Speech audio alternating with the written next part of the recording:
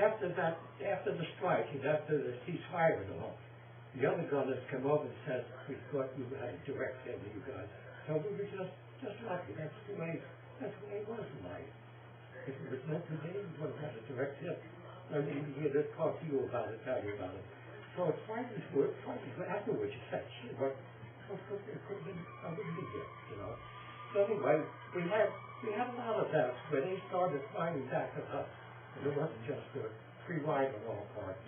But anyway, I don't want to take too long in this, but we had artillery battles, we had attacks, they had all our attacks where they said, we're going to take down Ireland. They had built up their troops and all. And we had a fire mission, that's when we got command fire. We registered in, say, 2 miles away, we couldn't see them, but our forward observers could see them.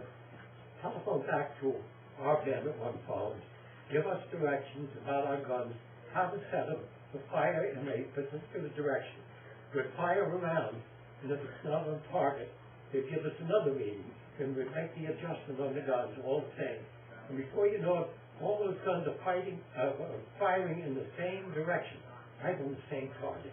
You know, they line up that way. And once we're on target, they say, fire at will.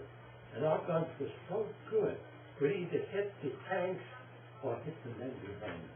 There could be hundreds, if not thousands, of troops behind them that were just wiped out, you know. In fact, one particular night, there was protesters, and the next night too, that captured Japanese officer said, I'd like to see your automatic artillery, and it wasn't automatic. It just said, the way we had it set up, fire gun number 1, which was my particular gun, fire gun 2, 3, 4, and then once we're all on target, fire at will, and our 4 guns would fire, or we'd have another battery of 4, we're all registered on our target area when we fire. But it was so impressive, that's when the Japanese officer that was captured said, I'd like to see your automatic artillery. And it wasn't automatic. It was all done manual. But it was so quick, we could load that so quick, eject the shell, put another one in, everything, the way we were set up, like we were automatic. We knew exactly what to do. My job at times was to get the shell from one man, let's say the whole projectile, and put it in, another fellow would close it. Or maybe I would close it. That's why it's better. Close it up, the gun is set to go, once they're all loaded, get the command fire. And we fire. You had your directions, fire direction control. Everything was geared, and that all came through the proper training. The training we got in boot camp at first, the initial training, and then for whatever we were assigned to, whether it be the artillery, big artillery, small artillery, or the infantry, we got the rifle, we're all riflemen, but the infantry geared with the rifle, and the bayonet, and everything else, you know. Everyone was trained properly, thanks to the training we got in boot camp, and I have to say the same for the other military, the Army with their superb training, the Navy, which we work more closely with, and ships and all, the Navy, the Air Force, and the Navy. They didn't call it the Air Force, the Army, they didn't call it the Air Force as we call it today. I think it was the Air Corps, and they didn't have the training that they have today, but they were all fighter pilots, you know, primarily fighter and bomber pilots. But all the branches of service were superbly trained and did a wonderful job.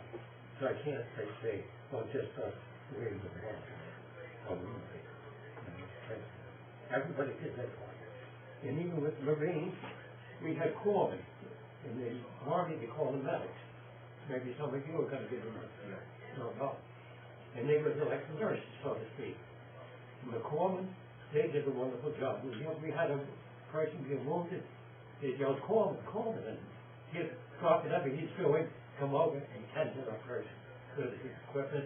And each of us carried a little first aid kit that would even have morphine in case you were wounded at the time.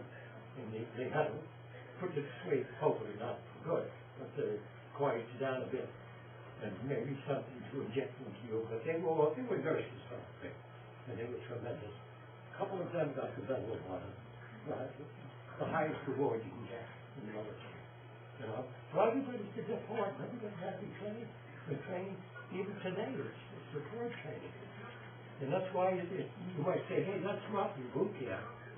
Hey, he's telling me what to do. Yes, you do it. You obey. You learn to obey quickly. So right take life. You know? And then there was one thing that you did, like I said, hey, you knock over a sack of iron, sleep with that. And they're not going to treat you like, please, Johnny, would you do that? Just say, what's your name? Yeah, get over there. Do that. Pick those up. You know? But that was all part of their training.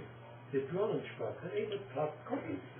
They were, and the men that we had, in fact, there was one, I guess, a teacher that was here before, he could have been an EI drill instructor. He was great. Like John Wayne, you know John Wayne. So they, and he gave an order, you obeyed. Went down for training. And you did it. Not that they disliked you. They hated you if you picked them up, but he didn't. That's the training guy. And with many of us, I'm sure it paid off in combat. We survived. Hope this is not boring. No. Hope it's not boring. It's not talking, you know. No. Well, they have questions, right? Does someone want to ask a Yeah, let's question? get some more questions in there. And actually, just before we get to that, that's actually the 75mm howitzer. That's what we use as actual. Then it has wheels, and they could detach it and bring it over if they had to. So they would have people load them and people to fire them. That's actual. That's my weapon. That's the one I was primarily on. And like I think I said before, I said to the other boys, if we couldn't walk the terrain, if it was too steep and you couldn't pull that up, you know, with potholes lines, we could break it down and carry it. Somebody could carry a wheel, or maybe we'd have the two wheels in the axle and some big guy to carry that, to get up there. And other parts we could carry. That's why they call it a pack. But before us, back in before World War II, in Nicaragua and those places, they could break it down and pack it onto what they call pack animals. That's where they got the name, pack howitzer. Break it down and put it on the mules to carry it up wherever they had to go to set up the gun. But it was a powerful weapon, small compared to the bigger ones we had, and small, much smaller than we have today. It's unbelievable. But that's it.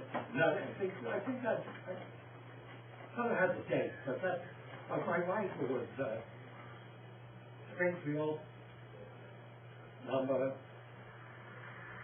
32 1804. That was I might have on my serial number.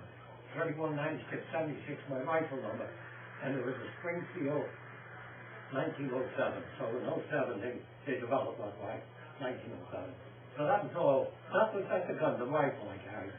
And the rifle today, you see it on the TV. All these automatic things.